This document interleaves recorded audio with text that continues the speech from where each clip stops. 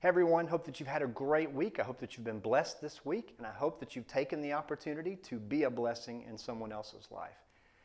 Okay, I'm going to have to admit to you, this past week I went to Walmart and I was in a little bit of a hurry. And as I was running towards the door, I was expecting that little sensor, that's supposed to see you when you approach the door and make sure to open the door for you. I guess I just assumed that sensor was going to work. And as I approached the door, it was starting to close, and I'm bad about just barging on through and knowing that door is going to open for me. You guessed it. I hit the door, and it closed right on me and just wedged me right in there. Now, my head made it through, but the rest of my body just got placed right in the middle of that door. I was already embarrassed, and as I looked over, I saw the guy that kind of checks everybody's receipts as they leave, and he just had his arms crossed, and he looked at me, and he said, "Oh, that'll teach you a lesson." I guess I thought to myself, well, what kind of lesson is that supposed to teach me? That you need to be working on your doors? But as I've thought about it through the rest of the week, that's in some ways symptomatic of my life. Sometimes I just barge ahead, I just push ahead, and in essence, I kind of tell God, you need to work on my timetable. I want this and I want it now, and you need to do this. Well, that's not really the way we're supposed to live as Christians, is it? Now, don't misunderstand me, having goals and commitments and keeping calendars and planners and things like that. None of that is wrong. Sometimes we just expect God to work on our timetable, and we forget that really we're kind of working on His. In 2 Peter chapter 3, Peter is a person who can relate to this, I would imagine. And as the Spirit inspires him to write these words, he wants to make sure that we understand that we're supposed to be living on God's timetable and not ours. In 2 Peter chapter 3 and verse 8, he says, "But do not overlook this fact, beloved, that with the Lord 1 day is as 1,000 years, and 1,000 years as 1 day.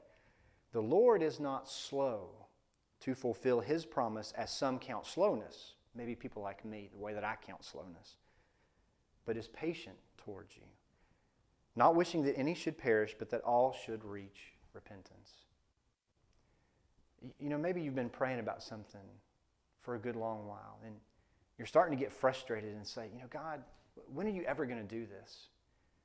I want to challenge you this week to change your perspective on that. Maybe even change your prayer to say, "God, I want to see your timetable. I want this to happen in your good time, because He knows what's best anyway, doesn't He?" Maybe for you it's something that you're struggling with, and you need God to act now. Remember that sometimes we just have to be patient. Sometimes we need to be more patient with people around us. Perhaps God is working on them, and perhaps we need to try to follow His timetable more than ours. Hope that you'll plan to join us this coming Sunday at West End Church of Christ as we continue to examine our theme for this year, His story. And as we look at the narrative in the Bible, we come to the point where we talk about Moses, one of my favorite people in the Bible, to talk about Moses. And this time we're going to look at his birth all the way up to the time that he talks with God at that burning bush scene. And then Sunday night we're going to look at a very important word, and it's the word forgiveness. Hope that you'll make plans to be there with us. That's part of our one-word devotional series connected to our 3-4-5 challenge. So I hope that you'll make plans to join us at West End Church of Christ on Sunday. Remember, we have Bible class at 9 and worship at 10. And then we have worship again at 6 p.m. that evening. If you want more information, please feel free to visit our website at wecoc.org.